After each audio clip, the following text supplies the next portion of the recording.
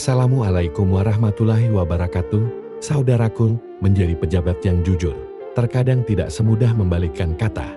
Godaannya sangat banyak, apalagi di tengah budaya materialisme dan lingkungan kebiasaan korup. Dan yang paling besar godaannya adalah dari orang terdekat sendiri. Inilah kisah tentang pejabat negara yang bisa menaklukkan godaan, terutama dari istrinya sendiri.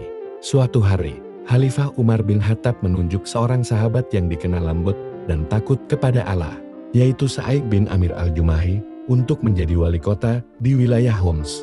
Jabatan ini bukan hal kecil. Homs adalah kota penting di Suriah. Umar tahu, hanya orang yang kuat iman dan jujur yang bisa memikul amanah itu. Sebagai bekal perjalanan dari Madinah menuju Homs, Umar memberikan harta yang cukup banyak.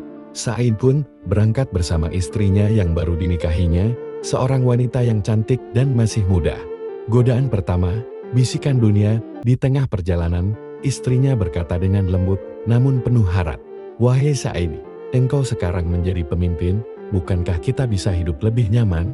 Gunakanlah kedudukanmu untuk memperbaiki kehidupan kita." Itu adalah godaan pertama, bukan dari musuh, tapi dari orang terdekat. Namun hati Sa'id telah dipenuhi keyakinan, baginya, jabatan bukan jalan menuju kemewahan, tapi jalan menuju pertanggungjawaban di hadapan Allah. Apa yang dilakukan Sa'id bin Amir? Setibanya di Homs, Sa'id tidak membeli rumah mewah, tidak memperindah pakaiannya, bahkan tidak menyimpan bekal yang diberikan oleh Khalifah. Ia justru mengumpulkan seluruh harta itu, lalu membagikannya kepada fakir miskin, tanpa sisa, tanpa ragu, tanpa diketahui banyak orang. Keheranan sang istri. Beberapa waktu kemudian, istrinya bertanya, "Wahai Sa'id, di mana harta yang diberikan oleh Amirul Mukminin?" Dengan tenang dan penuh keyakinan, Sa'id menjawab, "Aku telah menitipkannya kepada Zat yang paling bisa dipercaya, dan Dia akan mengembalikannya dengan berlipat ganda." Ia maksudkan adalah Allah Subhanahu wa Ta'ala. Sang istri terdiam. Ia mulai memahami bahwa ia hidup bersama seorang lelaki yang bukan sekadar pejabat, tapi seorang zahid, orang yang hatinya tidak terikat dengan dunia. Kezuhudan Sa'id tidak berhenti di situ. Penduduk Homs pernah mengadukan kepada Umar bin Khattab beberapa hal aneh tentang gubernur mereka. 1. Ia tidak keluar rumah di pagi hari.